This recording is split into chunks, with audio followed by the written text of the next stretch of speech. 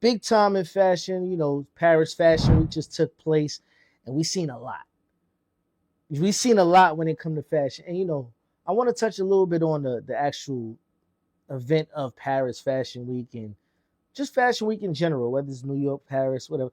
It feels like it's more about the who's in the crowd versus the actual clothes and what we should expect to come out and what we do enjoy. Because a lot of that shit that I seen on that doodle, I don't even see where a lot of that shit falls into society as far as like any of us will wear that shit. But I guess the machine is behind it. They pushing it with the money. So they gonna come with, what I mean, whatever to get it on the runway. And whatever they present to us, we're gonna like, oh, yeah, that's it. But it's really not. A lot of that shit be kind of low-key trash.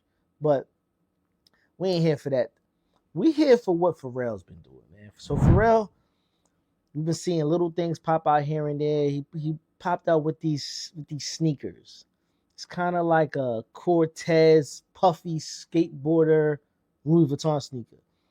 At first glance, he was like, usually they say copying something is paying homage to something, but I don't see us really spending that kind of price ticket for those sneakers when you could just go to Nike, probably at the warehouse and actually get, what I'm saying, a low budget pair of Cortezes.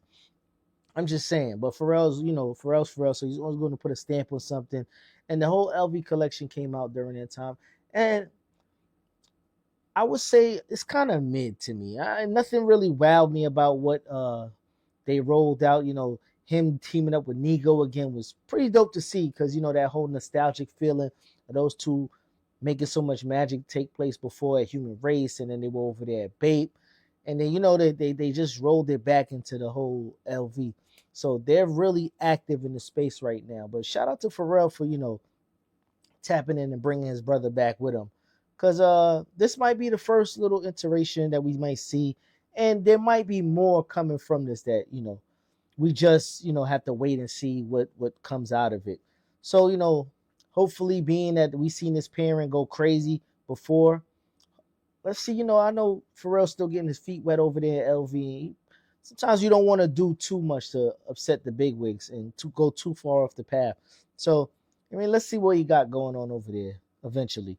But Nigo did have his own situation going over there at Kenzo. He also did have a fashion show, and I don't really got too much to say about that. But just the fact that he's so active and jumping back into space, and his face being here, being there, he still got human race going on. So he just got a lot going on at the same time, and it's good to see. It's a good feeling when some of our, you can say, our forefathers from our generation are still active in the design space, because now is kind of the time where so much of the youth is reaching back to nostalgic moments and going back to kind of like the Y2K big jean era, um, the baggy fits and the leathers and all of this other shit that was really prominent in the early 2000s, mid 2000s, and it's kind of coming back. So to see those guys that actually design some of those looks be still left in the space and kind of really were one of the ones that were tapped into the culture is, it's pretty good to see. But Pharrell did drop a pair of, they call them Jellyfish with Adidas. Man, I say Adidas has been having a hell of a run, and we've been saying this week and week again that, we kind of look at Adidas in a certain realm where they are the number two sneaker company behind Nike. So it's not like they're far behind, but they kind of have a pulse of the community right now, because I know it is the 40th anniversary of Jordan, and they got a whole bunch of shit going on with releases and stock numbers and the supplementary sneakers that if you can't get this one and the price tags here, it's just a lot going over there at Nike right now. And then Adidas is kind of like the refreshing new feel to footwear. So now Pharrell, Pharrell's always been big in footwear for every stop that he's made. From back in the day with Reebok, with the that hip hop editions that he had. I know Jay-Z had a pair, and then 50 Cent had a pair of jean joints. Pharrell had the ice creams, and then he went over there and then he did Bapesters.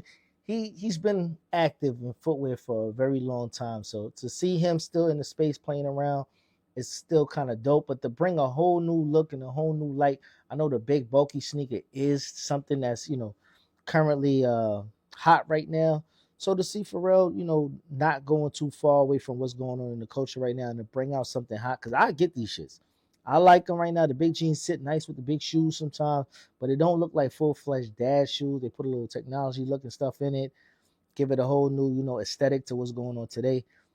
And low key, I'm jacking it, man. I personally will wear these sneakers, and I wonder what they cost. But anything around that, 150 to 200 range, that's kind of a going market for sneakers these days, because Nike could come out now with a pair of Jordan 1s and say 250, but the nostalgia behind it, oh, this is the 85 breads and the shape and the toe box and it's at the fourth, and it's only going to be released in 23 stores, and we're going to hunt and find.